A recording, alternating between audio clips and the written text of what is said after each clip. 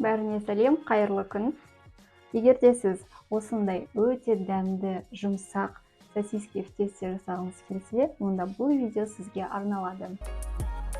Ең бірінші жылы суымызға тұз бен дрожжи салып, жақсылап араластырамыз. Одан кейін ұнға майды қосамыз, 2-3 қасық. Сосын жылы суымызды қосып, илей береміз.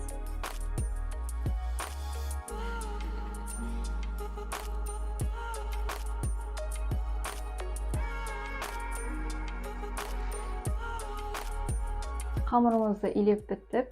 Енді бұны көтерілгенше кішкене жарты сағат, 1 сағатқа қойып қоямыз. Қамырымыз біраз уақыт тұрды. Енді осылай қамырыңыз үлкен болса, 2-ге бөліп жасасаңыз болады.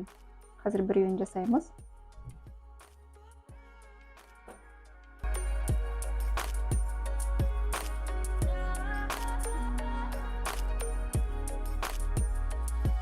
Енді бұны жұқа етіп, кішкентай бөліктерге бөлеміз.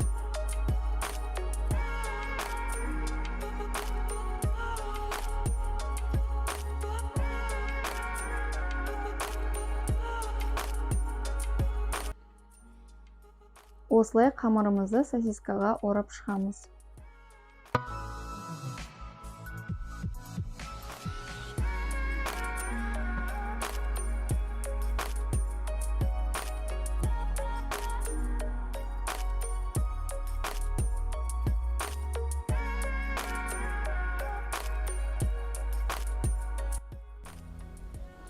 Сосиска в тесте 5-10 минут тұру керек. Одан кейін оны қуырып аламыз. Осымен бізде сосиска в тесте дайын.